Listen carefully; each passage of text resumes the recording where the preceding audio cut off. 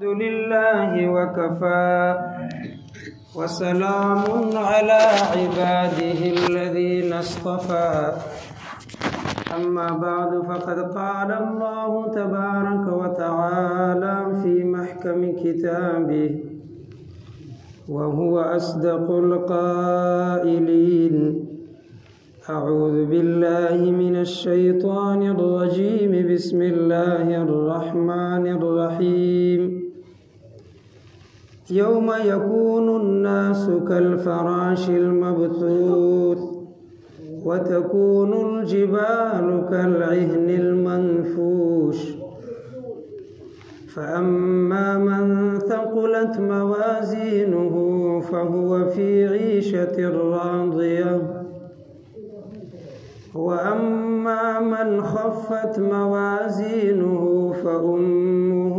هاوية وما أدراك ما هي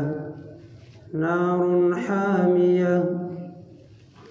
وقال تبارك وتعالى في شأن حبيبه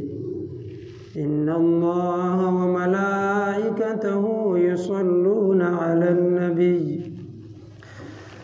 يا أيها الذين آمنوا صلوا عليه وسلموا تسليما اللهم صل على محمد وعلى آل محمد كما صليت على إبراهيم وعلى آل إبراهيم إنك حميد مجيد اللهم بارك على محمد وعلى آل محمد كما باركت على إبراهيم وعلى آل إبراهيم إنك حميد مجيد عزتمند مسلمانانو دا الله جل شانه دا عظیم اسمانی او اخیری کتاب قرآن پاک نه چې کوم آیاتونه ما ستاسو مخکې تلاوت کړ الله جل شانه په دې آیاتونو کې د قیامت د ورځې ذکر فرمایلی دی زموږ او ستاسو د مسلمانانو په بنیادي عقایدو کې یو عقیده د قیامت او د آخرت ته چې زموږ او ستاسو به په قیامت باندې ایمان وي چې دا قیامت به قایمیږي دا د دنیا اختتام په قیامت باندې کیږي د دنیا چې کوم ژوند دی او د دنیا کوم دوران دی کومه زمانه ده دا په قیامت باندې ختم شي او قیامت به د دې کائنات اخیری ورځ وي نو د مسلمانانو بنیادی عقیده هغه دا چې د دې په قیامت باندې ایمان او یقین بغیر د دې عقیدې نه یو سړی مؤمن مسلمان کېدی نشي کو هغه نور ارس باندې ایمانی خو د قیامت په ورځ باندې ایمان نه لري دا سړی مؤمن او مسلمان کېدی نشي د مسلمان لپاره دا ضروری ده او دا اهمه ده چې دبا د نور اسلامی عقاید سره سره په قیامت باندې عقیده وي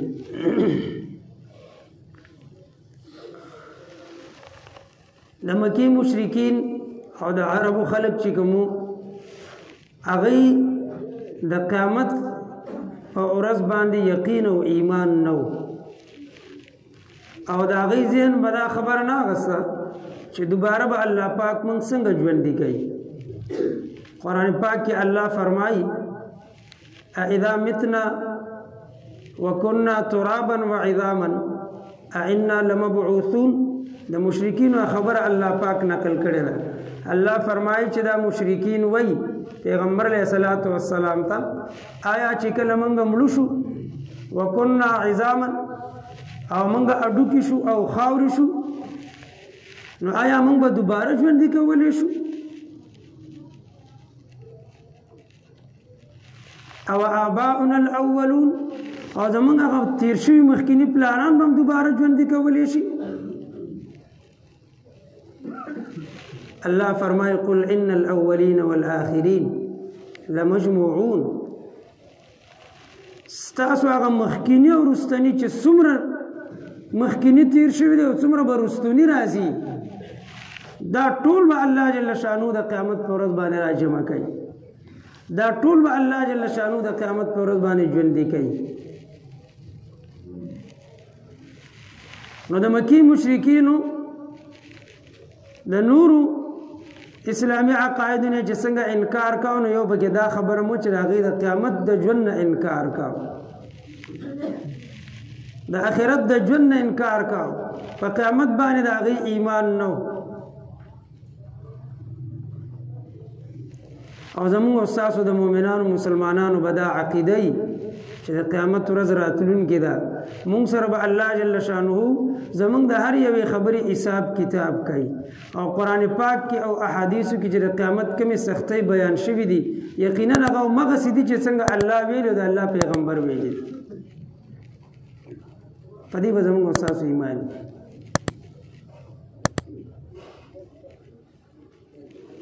قرآن پاک اللہ جل شانہ فرمائے یوم یکون الناس کالفراش دا قیامت ورځ داسې سخته ورځ ده یکون الناس کالفراش المبثوث چې دا انسانان به لکه د پتنګانو په شان باندې خورو ورو پتنګانو په شان باندې اوړي راوړي وتكون الجبال كالعهن المنفوش او دا لوی لوی غرونه دا غټو مضبوط غرونه کالعهن المنفوش دا بلکه د ریشلې شوی وړۍ په شان باندې داسې په هوا کې الوزي راولوزي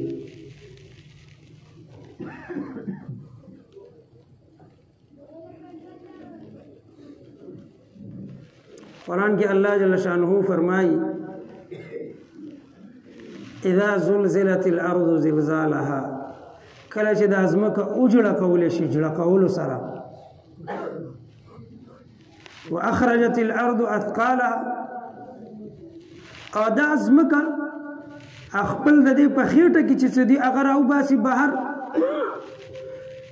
ازمکه کې دننه خو خزاني دي د سرو زرو د سپینو زرو قانون دي معدنیات دي چې دا دلته دنیا کې په خلک منډي وښ په ورځ ورپسې لیونی دي دا ټول بر قیامت په ورځ باندې ځمکه بهر راو غورځي دا چې دا هغه سيزونو چې تاسو پسې منډي ترلې والي شپه ورځ مې وکړې و وقال الانسان ما لها انسان په دې ورځ باندې ډېر حیران وي چې په دې ځمکه باندې څه شوي دي چې کوم قیمتي سيزونه په دې ځمکه کې چې چا به د دې خلکو د دې سيزونو لپاره به خلکو دنیا کې دشمنۍ کولې یو بل به قتل کول وجل به حرام او حلال ته به نه قتل هغه ټول سيزونه خو دې بار راو ګرځو يومئذ تحدث اخبارها الله فرمایي دا داسې ورځ ده چې په دې ورځ بس مکه خپل خبرونه بیانوي پس مکه باندې چې چا څه کړی دي زمکه براغي بیان کوي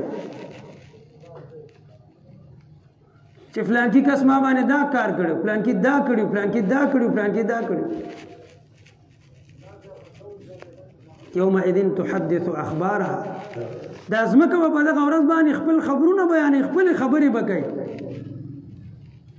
قرآن پاک بل ځای کې الله فرمایي اليوم نختم على افواههم وتكلمنا ايديهم وتشهد ارجلهم بما كانوا يكسبون واذا قیامت ورځ داسې ورځ د الله فرمایي چې موږ په دې ورځ باندې د دې خلکو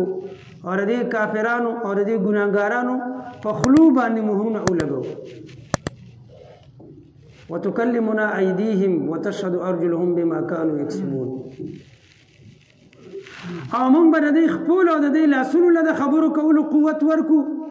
د دې خلې به خبرې نه کوي د دې لاسونه به خبرې کوي د دې خپې به خبرې کوي د بدن نور اندامونه به خبرې کوي چې په کوم اندام باندې کومه ګناه کړې ده هغه اندام به په خپل د الله په مخ کې اقرار وکړي که چا په ژبه باندې ګناه کړي په خپل به اقرار وکړي که چا په لاسونو ګناه کړي لاسونه به په خپل د هغې اقرار وکړي او که چا په خپو باندې کومه ګناه کړي خپې به په خپل د هغې اقرار وکړي او که په بل اندام باندې کړي هغه به په خپل اقرار وکړي چې ما دا ګناه کړي نو په انسان باندې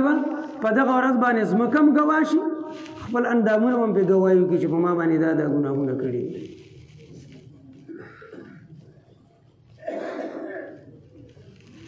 د قیامت ورځ سخته ورځ ده او ډیره سخته ورځ ده. قرآن پاک کې الله جل شانه فرمایي یوم یفر المرء من اخیه و امه و ابیه و صاحبته و بنیه. دا د قیامت ورځ داسې سخته ورځ ده چې سړی به پکې د خپل ورور نه تښتي،